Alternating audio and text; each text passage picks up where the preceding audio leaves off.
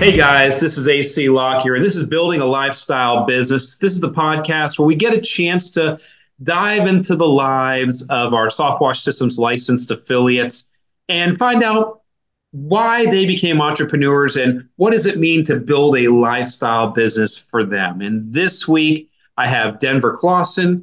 Denver owns, of course, Denver's SoftWash and Denver's window cleaning and Denver's pest control, and I guess it's Denver services. A common mistake is you are not in Denver, you are Denver, correct?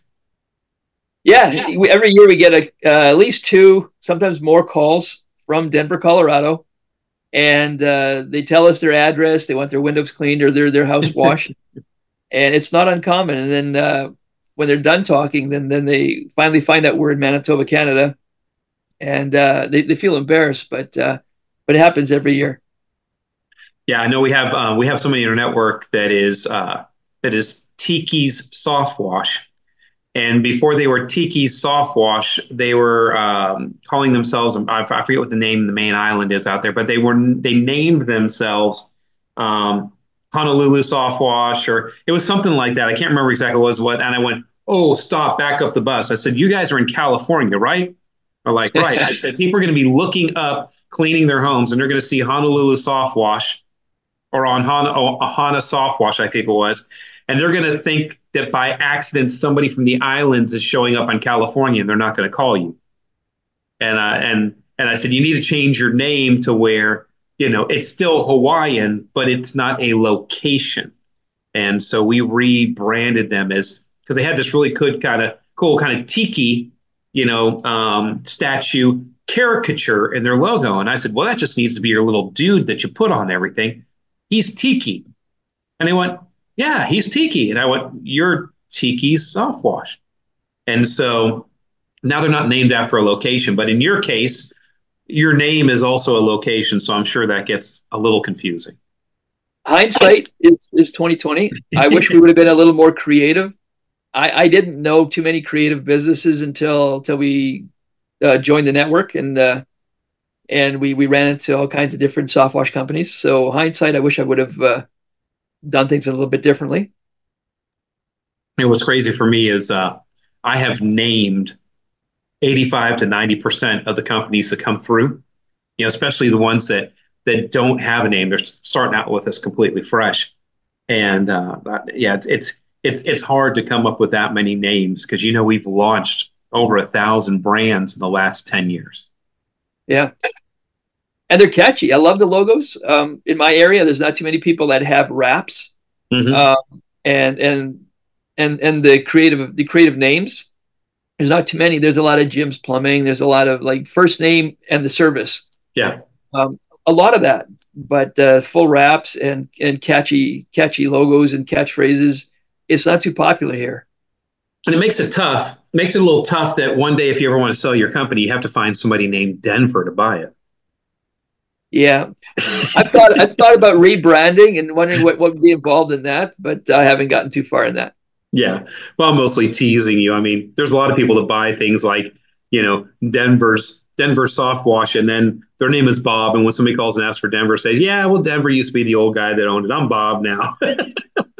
And that would work. They still keep it the same, but that's pretty cool. So tell me a little bit about yourself, man. I mean, you're up there in Canada and you're not on the state side, and things are a little different up there, and especially with your season and everything. But before we get into the business side of this, tell us a little about yourself, your family, your sons are involved in the business, I know. Give us their names. But tell me about what you guys like to do and what life is like up there in Manitoba, Canada. Yeah, like I live in a little town called Steinbach, Manitoba, Canada. We're about 45 minutes southeast of the capital city, Winnipeg, which is a large part of our market area. I'm married. My wife, Tammy, is our office admin, and she's also a kindergarten teacher. So she does two jobs. And I've got two sons. My oldest son is Tanner. He's our territory manager, head of sales, and he's getting more used to that. He's a people person. He loves people. He's got a good heart. And my youngest son Tanner is 23, and my youngest son is 20. His name's Connor.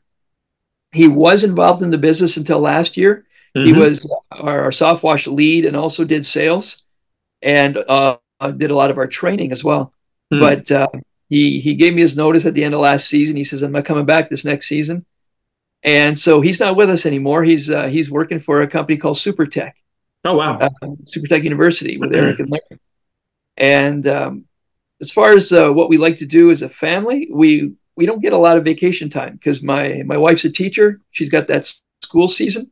Right. And softwash is the other season. It's school is September through winter all the way to June, where softwash is April or May, depending on the weather, all the way to October. So it crosses overlap. So our weekends or Christmas break pretty much are our vacation time. And so what we like to do is my in-laws had a cottage for 20 years at a lake. So our weekends were our vacation time. And that cottage sold about a year and a half ago.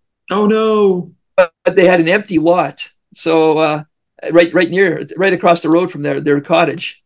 And so we moved an RV in. So we still get to go to the lake, but now we have an RV. And we spend our weekends there. Well, that's cool.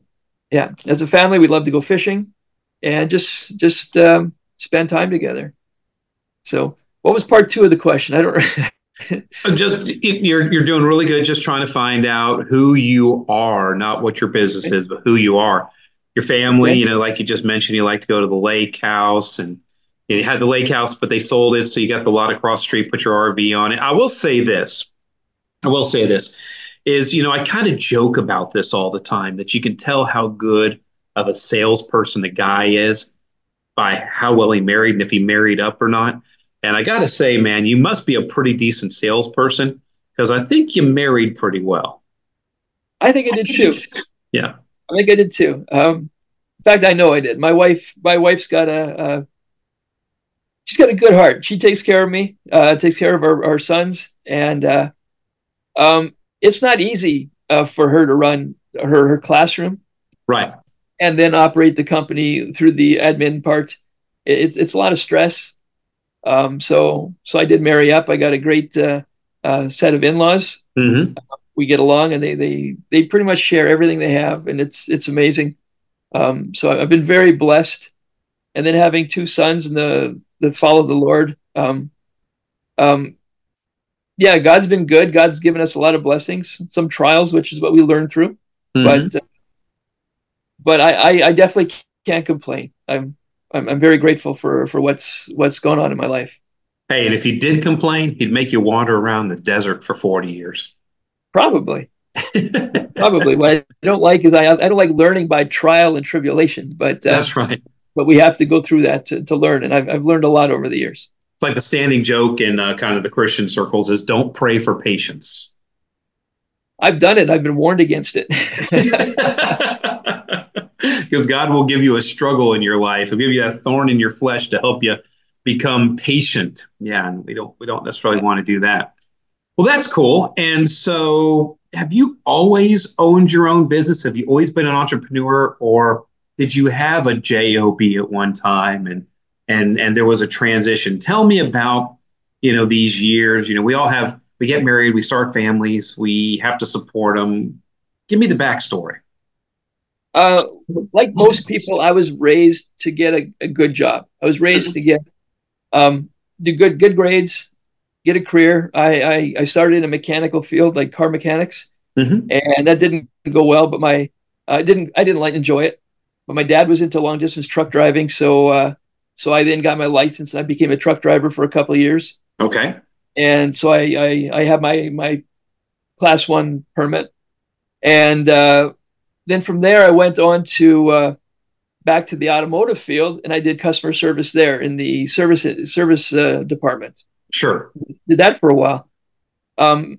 Always knowing there was something else I needed to do, and I thought trucking was it again. So I went back, but I went into the office as a customer service rep and then dispatch for a large trucking firm. So I did that for almost 10 years before I started window cleaning. But for 6 of those 10, I didn't enjoy where I was. I was just Mm. constantly, something was just nagging at me, pulling at me. I needed to do something for myself, start a business, um, just get something going. And I'm ashamed to say I was pretty desperate so I tried everything from multi-level to just experimenting with other things. And I lost a lot of money. I lost a lot of money Wow. experimenting with, especially with multi-level. Hmm. I'm always cautious when somebody approaches me with that because I've lived that life and Me it's too. Me too. I get hit up on a regular basis. People will be like, "Boy, AC, you'd be so good at this," and I'm like, "Yeah, no, thank you." yeah. No, I've I been have there. very little weekend and evening time, or evening and weekend time, and I'm not going to spend it, selling junk for people from Michigan. Yeah. No, I agree. It's some people make a living at it. It wasn't for me. Yeah. Um, but um, then I actually found a write up of a guy in Canada. I don't know how I stumbled across it. His name was Gary Hamilton. He's an Ireland or Irish guy who was an immigrant to Canada, and he wrote his story. He told his story to a newspaper, and that just intrigued me. He came out here on vacation, saw the need or the opening for window cleaning, Right. and he actually apparently booked jobs. And he was an immigrant. He couldn't. I mean, he was a visitor. He couldn't even work, but he booked jobs before the winter. So he said, "It's too cold now. I'll come back in spring and we'll do it. We'll take care of these contracts." Over the winter, he got his work permit, came back, did the job, and the rest is history. He owns a company called Alpha Window Cleaning now, and I believe last I checked was Montreal. Wow. Yeah, I tracked him down, had a long conversation with him, and that's how I got started in the window cleaning service industry. And from there, we started with a bucket and like a squeegee, and moved on from there. Interesting. So I know a lot of people that are in the window cleaning business, of course. And I was really, really surprised over the years as I got into the window cleaning business, learning what what their revenues were, what they thought a good truck made per day, what they were trying to achieve per man hour, some of the tools and the things that they were using to clean the windows. It really was like, wow, this window cleaning industry hasn't changed in 100 years, and a lot of self-limiting thoughts about what could be attained or how much revenues that you could make in the window cleaning industry. And so did you see similar things or did you fall victim to some of that as being coming from or your heritage being in the window cleaning industry? I had nothing. I had nothing to go by, so I pretty much started my own pricing until I met a guy named Perry Tate. Yeah. Uh, I did a lot of the old fashioned window By cleaning. the way, Perry is probably listening, so we'll say, "Hey, Perry." I was just talking to him yesterday, so I was actually on his podcast about 3 4 weeks ago. yeah, yeah. So yeah, but before I met Perry, I was doing old school cleaning, and I kind of set my own prices, which was based on what I found on the internet. Um, this is acceptable. You should be getting this much per hour, and so I was basing it on roughly $1 a minute. So in my head, that's a lot of money, like $60 an hour. Right. And so I priced according to that. And then I met Perry and his equipment, and I saw his equipment, and he pretty much changed what I thought about pure water window cleaning. Like, I'm sorry, I'm going to back it up a bit. Before I met him, I had a window cleaning or pure water window cleaning unit here. I was the first one in Manitoba to bring one in. I ordered from California, cost me a lot of money. And You ordered it from California. Did you buy it from our other friend over at Jay Racenstein? yeah, no, I bought it from Ederay. And I've already dismantled that and I've reconfigured it and all kinds of Yeah. stuff. But they had old brushes and it really opened up my options though, Mm-hmm. right? And I thought it was really doing well. And then I got new equipment, new poles, and I was able to train people and increase my team Right. and offer more for same amount of labor, right? So then my hourly rate went up, and that really changed my viewpoint. But I didn't really know about charging a premium until I started working with guys from used to be called Automate, Grow, Sell, or Mm-hmm. Conquer. Yeah. Then I moved over to I met you, and also Howard Partridge. I didn't really know about pricing and charging what it's worth.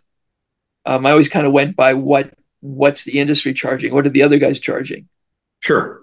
And you never really knew what the other guys were charging. Is what you kind of, well, I'm assuming because this is the way I was. It was what I felt like they were charging based on what feedback customers were giving me until I figured out that customers were liars. Buyers were Oh, totally. liars. Yeah. Oh yeah, I can get this for $200, and I want to charge 600. And Yeah. And I'm like, how in the heck can I figure out how to do this for $200? Well, I got to go in and crunch my numbers and everything else to lower my prices and get down to $200. So I got to figure out how to do it faster and everything else because that customer said that they picked somebody else because they were $200 and they were just lying. that or that guy did that one job and never showed up or Yeah, never and then finished they went the out of work. business, just like I was getting ready to go out of business, trying to match their prices. Yeah. Yeah, and yeah, it's been a challenge. We've been trying to educate our customers. We've raised our prices over the years. We are probably, I'm guessing, twice as much as our next competitor. Mm. Uh, but I do hope we do have regular customers coming back, loyal customers, and so we're doing something right. Many of them don't tell us what we're doing right; they just keep Right. coming back. Um, and I just train my team that way that these people love us, they trust us, and often it's new people on my team, so I got to retrain them every year, right? So they're delivering, and that's kind of how I got started. Back to your question, how to get started? That was window cleaning. So So you've been window cleaning for how many years now? we're in our 18th season, 18th Your year. 18th season. So a few years back ago, you discovered SoftWash Systems. How many years ago was that? I believe it was four. Okay. Just So just before, just before the before the pandemic? yeah, just you weren't allowed to have Discover SoftWash. I wasn't able to fly in. It was one of your first Zoom When we Discover were we Soft. were doing the Discover SoftWash live streams. Yeah, so that would have been 2020. Yep. So you're coming up on 4 years now. Yeah, and I heard of you through Brandon Vaughn, Mm-hmm. who was part of Conquer, who was friends with Joshua Latimer from Automate Grow Sell, Yep. who developed Conquer. And somehow I got Brandon's email. I said we were kind of from the same industry. He grew up in the window cleaning, and so I connected with him that way. He probably wouldn't even ever remember.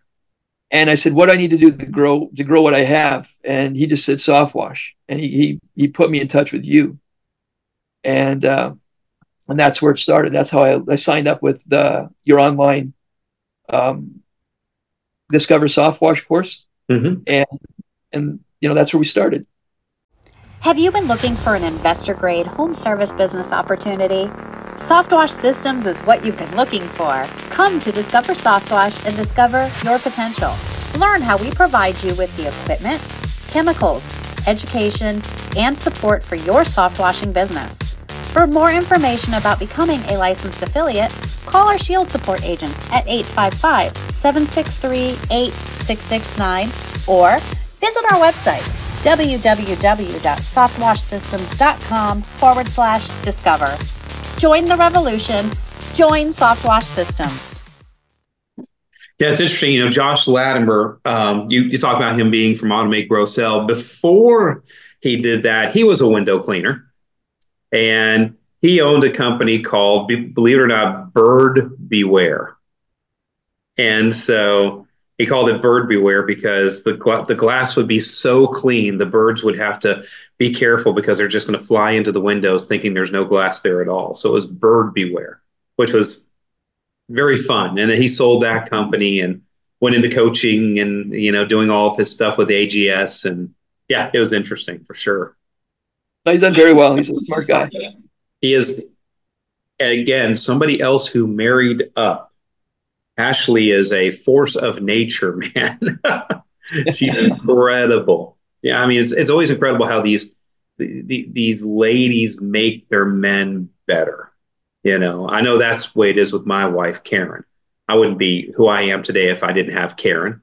I could have married poorly, and the things I've achieved in life never happened. So Yeah. yeah. Yeah. So you found SoftWash Systems. And so tell me about that journey. You discovered them through, Brandon Vaughn got a referral, came, did the digital discover SoftWash. What was it that made you go, this is something different? Well, I've been playing with the idea of a version of SoftWash for years because I saw moss and algae growing on a lot of my customers' roofs. And I had found a product, several products actually. I tested them, and it was kind of doing a halfway job, but I still saw that there was a potential there for business. And so what caught me was the photos. And I know a lot of guys say this. I saw your video. I was led toward your video on YouTube, Mm-hmm. and I saw before and after pictures of other soft wash companies, whether they were affiliated with SoftWash Systems or not. I saw the befores and afters, and I'm thinking, man, I'd like to get those results. Right. Yeah. Yeah. And and specifically, I wanted to start this for the cottage industry that I work in. I'm kind of in between Winnipeg and Kenora. Mm-hmm. Winnipeg is, the city, and that's it's a lot of business there, a lot of money there. But Kenora is the land of the rich and famous. Is what I call it. We have people from all over the world that buy cottages there, and whether it's private islands on the lake or road access cottages. These are like million plus $10 million cottages. Right. Right. So there's a lot of Cottages. potential. Yeah. There's a lot of potential if you can break into that circle. Right? Oh yeah. Yeah. And it's a very famous lake. Go ahead and say the name of the lake. It's Lake of the Woods. Lake of the Woods. We've all heard about Lake of the Woods all of our lives. There's a neighborhood here in Seminole County called Lake of the Woods. And Wow. and they renamed the lake in there Lake of the Woods. And so, it's very interesting. The original and real Lake of the Woods is up there in Canada. Yeah. And I call it a place. It's my Disney World place. I get to Right. visit. I can't afford to live there, but I get to visit. Yeah, it's very much so a resort area. Yeah. But unfortunately, not unfortunately, but the resorts are actually privately owned vacation homes. Mm-hmm. So I've been doing window cleaning at these places for years, at several of them, not nearly all of them, but several of them.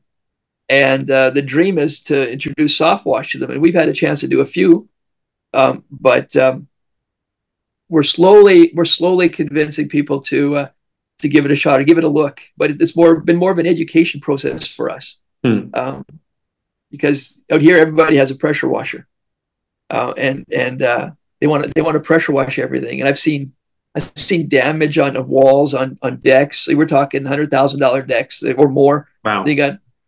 It's all chewed up because somebody decided to pressure wash it, right? Or roofs that have rotted out 10 years ahead of time from what their lifespan was supposed to be.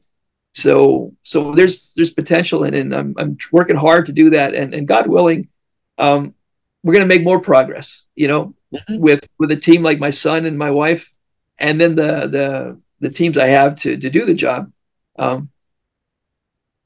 We're slowly making progress. People are slowly, talking to us more and more about soft washing, and that's becoming our next service. It's hopefully going to surpass the window cleaning part. For sure. Yeah.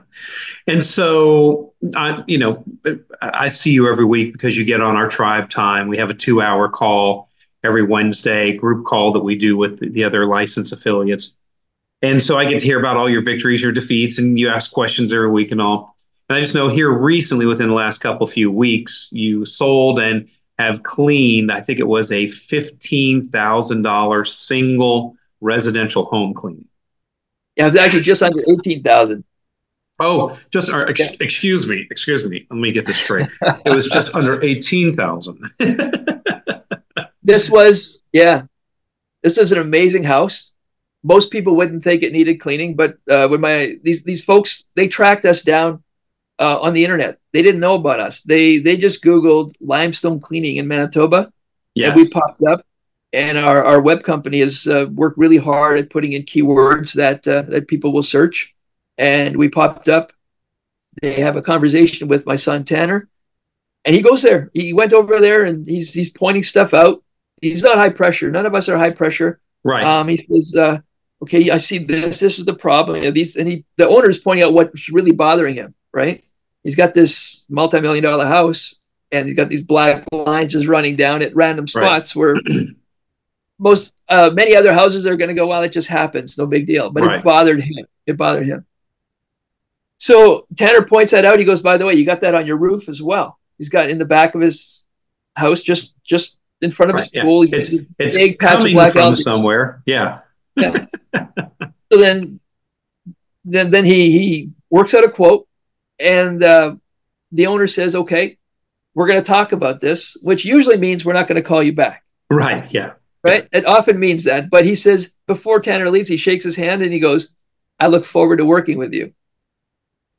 And he said, I'll call you tomorrow.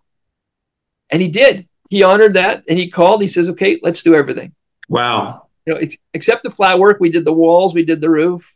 We did gutter brightening. We did all that on the house itself. Right. It took us 4 days. 4 long days. And yeah, it was just so much fun. And I got the opportunity to meet them, and they were super friendly, and they were very appreciative of my team that was there. I've got 2 young ladies on the SoftWash team, and incredible hard workers. I would put them up against just about any all-guy team out there. They are amazing. Good eye for detail too, I'm sure. Absolutely, and they won't let a halfway job escape them. Like they got to get it right. So that was our biggest job to date, and since then Tanner sold several others, $2,000-$3,000 jobs, and some are kind of up in the air. We're waiting for responses, but word of mouth is key for us. Has always huge. Been.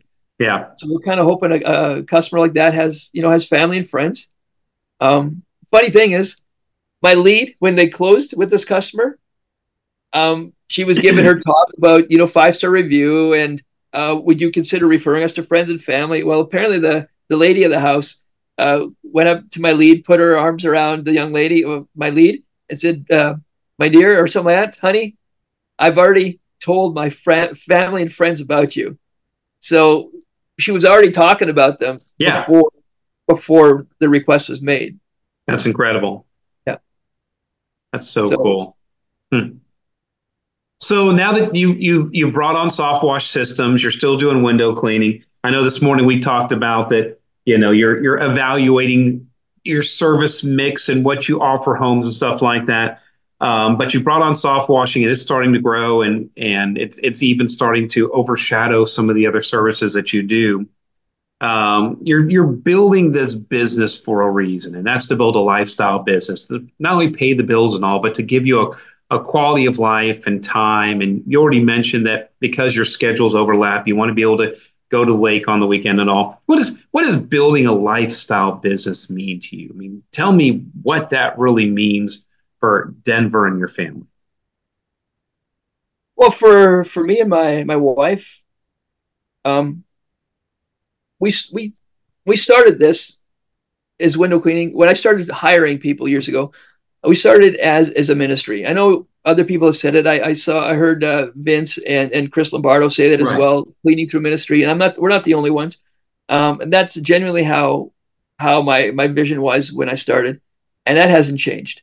So I want to bring on young people that want to learn. I know they're not going to be with me forever, but I want to teach them skills, working skills, and life skills, and speak the word of God into their lives, and that's my goal.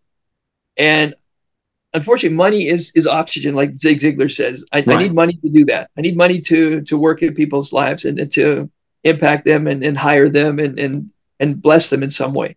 Right. The exact quote Zig Ziglar says is, "Money isn't everything, but in a scale of gotta have it, it's reasonably close to oxygen." And so that's the exact quote. Okay, so that's kind of what I'm picturing, right? Yeah. I want cash flow, I want money flow, so I can hire people.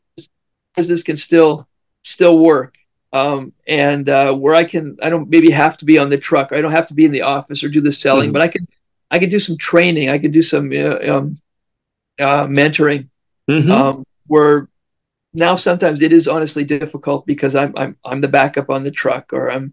I'm the coach, I'm the trainer, I'm the repair guy, I'm the visionary, I'm the let's order this, and do we spend Right. another 20 grand with AC, or do we do we hold off and fix what we have, that Mm-hmm. kind of stuff, right? Um, I'm not there yet, but we have had a lot of people come through here in 18 years. Um, we've had probably four or six, about six people learn soft wash since we Mm-hmm. started soft washing, and they've gone on to other things. But we've had probably, I'm guessing, about 20 other people over the years, 20, 30 other young people just come through here and learn how to do things. And each one of them, I pray with them unapologetically, and we talk about the Lord, we talk about my faith, um, and nobody's giving me a hard time. And not everybody believes what I believe, but um, but that's what I hope. And then I hope also to have more time with my wife.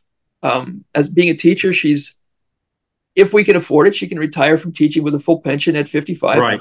Mm-hmm. And I won't say her age now, but that is He's 29. there you go.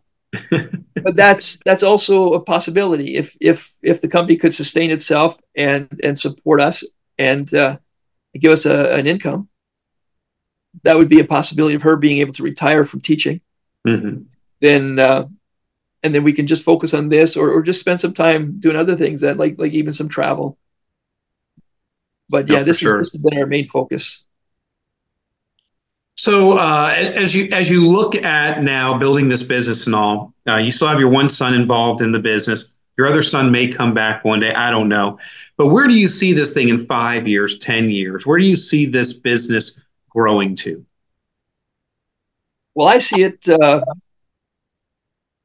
Winnipeg's not that big, Mm-hmm. so I see it as What is the population of the greater Winnipeg area? I'd be guessing here, it's probably about 1 million people. Okay, well that's pretty good size. Yeah. Yeah. So Certainly that's you could achieve all of your life's goals and dreams servicing that area.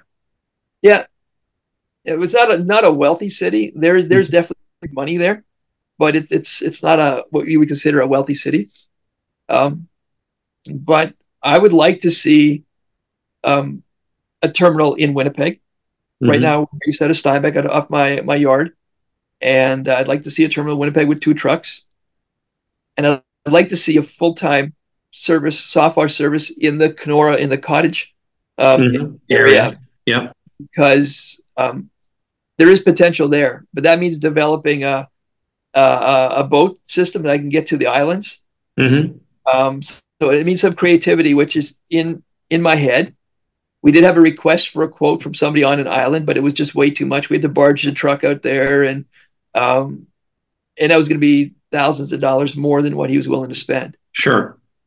So there's potential, but it needs some thinking, some thought process, um, and that's my idea for Manitoba. And I've got family outside of Manitoba that I've often thought about spreading it to other provinces, because we're the only ones in central Canada that does this. Wow. Um, you have somebody in British Columbia. Yep. Yep. We've got a lot on the west side. I Yeah, think we got one or two on the east side. yeah, but I'm the only one in central Canada, Yep. and so there's a lot of potential, but you have to have the right people in place, and finding those people is going to be key. Yes. So if you're to speak to somebody that's looking at possibly quitting their job, becoming an entrepreneur, and looking at soft wash systems or going into soft washing, what would you tell them? What would be your words of wisdom that you would give them? I would tell them to really look at their surroundings, pick their right market. Hmm. I'm in a tough market, Right. So if they have opportunity to be in a market that is even more dirty or moss filled than what mine is, that might be a better market to be in. So if they're in a good market, then it's something to consider. It is a substantial investment. You do have options for buying small first, like your taco, in a small half ton or small truck. There's definitely options to get started, and if that's something that they think they could start with, I'd say start small if that fits in your budget. But if you already have pre-sold, I had sold a big job before I bought the unit. So I had $5,000, I think, pre-sold, and so I just bought the big unit and went all in. So if the market allows you to pre-sell, I would say then pre-sell and then order it, and then convince your customers to hold off because you've got this huge fancy system coming. They're going to be really impressed. That's right. Um, Hey, you can tell them, you can be honest with them too and say, hey, listen, I'm trying to sell enough jobs, get enough work on the board to where X amount of percentage of that work equals what it's going to cost me to buy this system. And we're just, seeing if I get to go ahead and sell you this job and put you on the schedule. And, it's going to be delayed a little bit, but, you could be part of me. It's kind of like, these jump starts and GoFundMe's and stuff like that. It's kind of like, instead of somebody loaning you money, they're giving you a job, and they understand that once you get enough, you're going to go out and buy that piece of equipment and get started. If you're honest with people will probably support you, and you wouldn't have to borrow money to do it. Absolutely. And if somebody, back to the advice, if somebody was genuinely interested, they could look up SoftWash Systems. I'd steer them toward you and look up some before and afters. There's affiliate pictures out there that are impressive. There's historical buildings that people have done. There's stadiums that Joshua did a stadium. There's residential, a lot of residential pictures of high-end homes, or even your average bungalows. Right. So there's a wide variety of photos available. So if somebody wants to get started, but they need proof of what SoftWash can do, there's a lot of that available through SoftWash Systems. Yep, there sure is, for sure. A lot that you can show people, and you can bootstrap it if you need to, for sure. Yeah. I'm not sorry I did it. It's definitely been a challenge to educate people. But I'm very thankful that I met you and the group. And there's a couple of guys that are real mentors to me in the group. So I really look forward to having them on Tribe Time, or even in my Thursday night pod. One of them is Jim Prom. He knows that, and I've told him that he's one of my mentors. I would consider him that. And another guy that's been a real encouragement to me is Jeremiah Gibson. Yes. He maybe doesn't know it, but just listen to him talk, and just feedback every once in a while when we talk back and forth. It's good. Another one is Todd Vollerston. I hope I didn't pronounce the last name right. Yeah, from Southpaw. Yeah, I communicate with him every once in a while, and what a pleasure. I mean, the people that are involved in SoftWash Systems is definitely a godsend. It's the encouragement, the teamwork, the trading of ideas, how to get things done. Let's say I have a challenge that I don't know how to do. I'm pretty sure somebody in SoftWash has come across something similar. So just to put the note out there on the group chat, say I got this challenge. Can I get some advice? That is so valuable. It really is. Well, that's cool. Well, listen, I'm glad you're doing well. And of course, we get to see each other every week when we're on Tribe Time together. And you mentioned some great names like Jeremiah and the other guys. And, Jeremiah has been certainly inspirational lately because, he's another guy with a window cleaning heritage. Because of his disc personality style, he's a lot more conservative and a lot more cautious on things. And the last year or so, he has really opened up and started taking risks and implementing things and being having more faith in his business and stepping out on faith with some of his stuff. It's been certainly cool to watch. Well, cool, Denver. Listen, this has been a great conversation. And I really appreciate you being on and getting to know more about you. And also, too, everybody, listen, if you have friends or family that are are there in the Manitoba area, and specifically, what town are you in? I'm in Steinbach. Steinbach, that's right. Always remember Steinbach like the author. In that Steinbach area, if you know anybody there, give Denver a call, and he can help you out with getting those homes cleaned, especially on Lake of the Woods. If you have a McMansion that you need cleaned, he's your guy for sure. They call them cabins there, not McMansions, by the way. And but we know what they are. And yeah, certainly he's got a great business, a great family. It is a family business. And yeah, certainly bless him with some business. So thank you so much for being on, Denver. Thanks for the invite. Yeah. A lot of fun. Cool. All right, guys. So if you've liked this podcast, go ahead and subscribe down here at the bottom of the screen. You can also like and share the podcast. And certainly we're doing these on just about every week. We'll do about 48 of these a year here. So we have lots more of these stories coming to you on building a lifestyle business. Hey guys, this is AC Lockyer, and as always, go forth and prosper.